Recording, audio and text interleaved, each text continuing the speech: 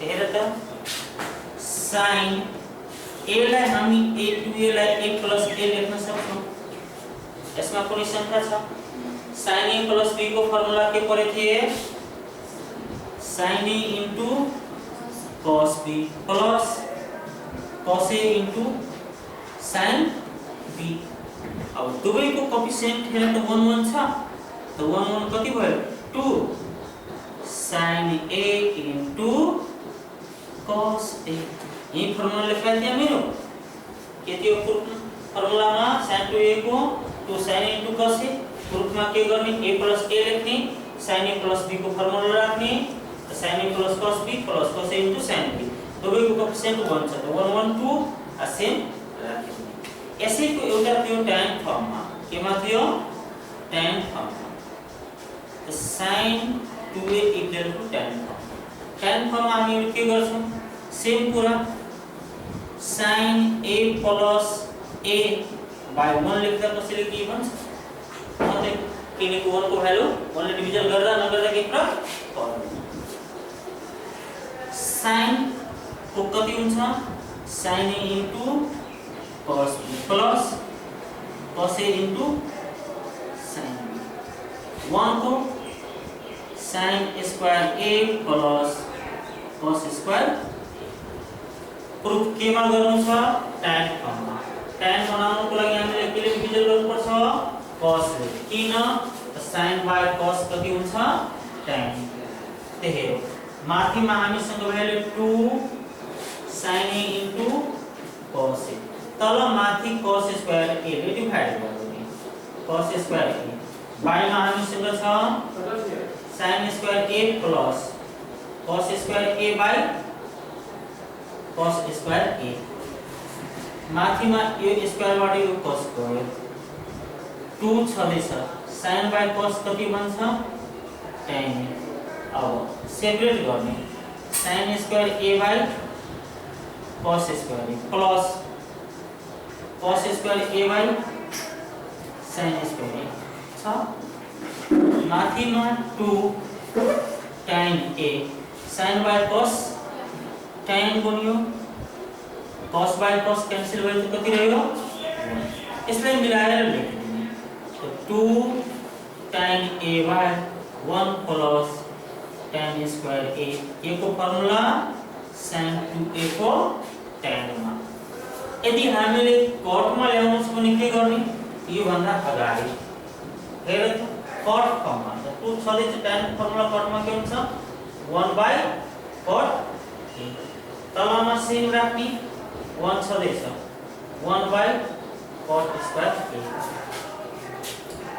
2 by cot a LCM लेने, cot square a plus 1 by cot square a। अब यो तो सेम रहन्छ, 2 by कति? cot square a into cot square a माथि जान्छ, तलमा cot स्क्वायर a plus 1। त एउटा कटबाट यो स्क्वायर क्यान्सल भयो, त 2 cot a by cot square a plus 1 रहन्छ।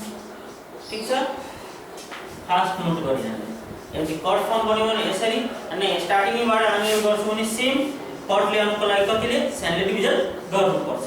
त दुईटी मेथडबाट कुनै गर्दा के कुरा पर्दैन, त फास्ट नोट गर्ने।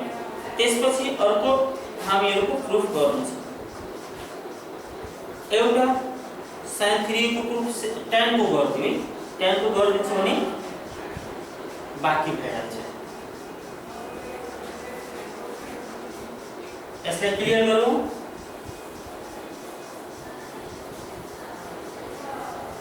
tan 3a को फर्मुला खास गरेर बढी रिमेम्बर भइरहेको हुँदैन, जति बेला हामी बिर्सिहाल्छौँ त्यही टेक्निकबाट निकाल्ने। हेर त tan 2a plus a लेख्दा कति हुन्छ? 3a हुन्छ। tan 2a plus a 3a। अब tan a plus b को फर्मुला पढाएको थिए, tan a plus tan b by 1 minus tan a into tan छ। अब tan 2a को फर्मुला के मा त tan a मा, त्यसको लागि के थियो?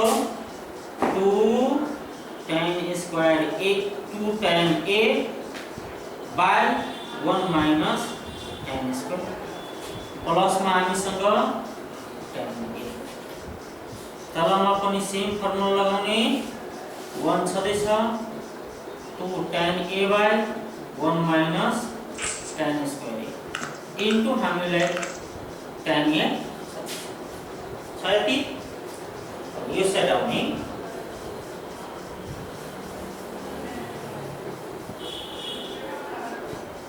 एलसीएम लिने प्रश्नमा कति हुन्छ हामीहरुको 2 tan a 1 लिएर मल्टिपल tan यो लिएर माइनस tan स्क्वायर अनि a tan cube a by मा हामीसँग रह्यो 1 माइनस tan स्क्वायर यसको मेन बटा यो लिएर यसमा 1 माइनस tan स्क्वायर tan a tan a 2 tan square a by 1 minus tan square a यो दुईटा क्यान्सल भयो माथिमा 2 अनि 1 3 tan a minus tan cube a by 1 minus 3 tan square a यही त्यो फर्मुला हामीहरु के को tan 3 a हो